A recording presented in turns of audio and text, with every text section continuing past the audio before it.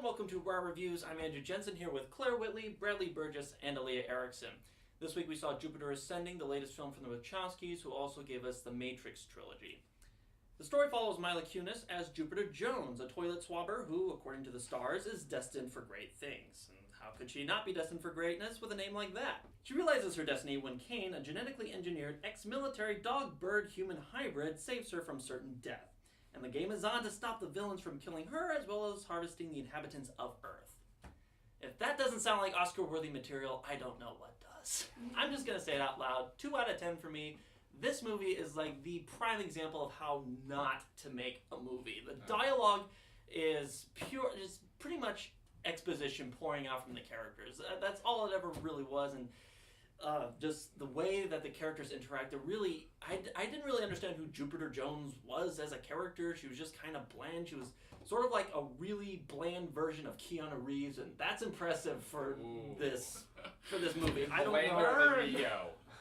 It's so badly put together. It's like this is more like the mark of a first-time director rather than people that have been in this industry working for about 20-some years, I think now, and it's just.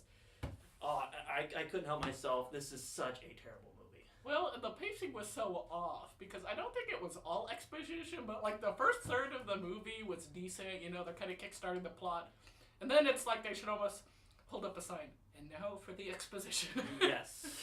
Well, that's the next third of the movie shall be nothing but exposition.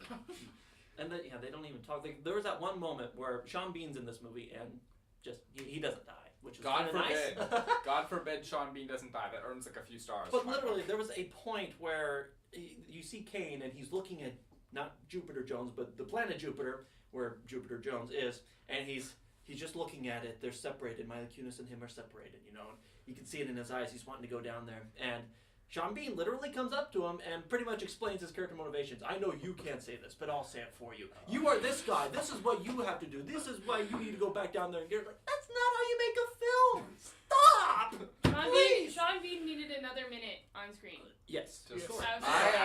I'm sort of in this weird neutral zone with this movie. I didn't hate it, but I didn't love it. It's like, when thinking on like what I liked and what I didn't like, it's kind of split 50-50. Because for one thing, this movie looks gorgeous. Oh yeah, it does probably look good. Best looking Wachowski movie since Speed Racer. I'd argue even better than Speed Racer, because Speed Racer was like deliberately kind of a cartoon. This one's a little more realistic. But just think how better. I was thinking of this. Like, how much better would this film have been if it was a cartoon? Yeah, an animated movie. With names like Jupiter Jones and Cain Wise. Well, and these are the guy. Well, the Matrix was basically an anime, and they basically did that live action. So you can kind of see they're trying to like do another Matrix, and they even kind of leave it open for a sequel like the Matrix did, which I have no problem with.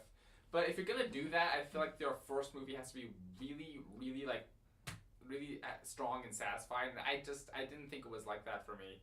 No. Well, I also kind of agree with Bradley. It's one of those. I think it's a very average movie. Average. It has a lot of cliches. It looks really good. It has some cool elements in it, like Cain, the bird dog. Wolf. Human military man. Who Claire came up with the very appropriate term, since he's part dog and part bird. We're gonna just call him a Weagle. A Weagle. Where eagle. Doesn't get it. But there was some cool moments like Cain, the Weagle. He would fly around on these gravity-defying. I'm just gonna call them gravity boots. They had a better name for them in the movie, but those looked awesome. But there were so many cliches in The it. biggest fault, I think, with this movie is Mila Kunis playing a weak character who essentially has Stockholm Syndrome. And they even reference that by saying Beauty and her Beast. Yeah.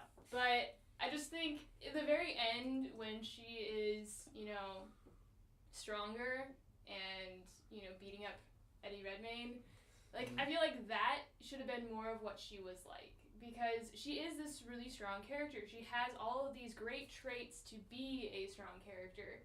But then she's always the one, 5 minutes later she's, dying again or, getting held captive again. And it's like, you could have done so much with this person. Yeah. And I don't know, I guess I just wish that her character was stronger. I really was torn with this movie, but I'm going to give it like a 6 out of 10 because I'm nice. I'd probably say a 7 out of 10, probably mostly because I love sci-fi. 7 out of 10? Yes. 7 out of 10? It's perfectly average. I'll be generous, and because there's a Weagle, You don't have to I'll be give it generous. a 3 out of 10. Oh, points for the Weagle. I like Yeah. it. Points for the Channing Weagle. Tatum as a Weagle. That's the one thing you did not see coming in the movie. Your Majesty, I have more in common with a dog than I have with you. I love dogs. I've always loved dogs.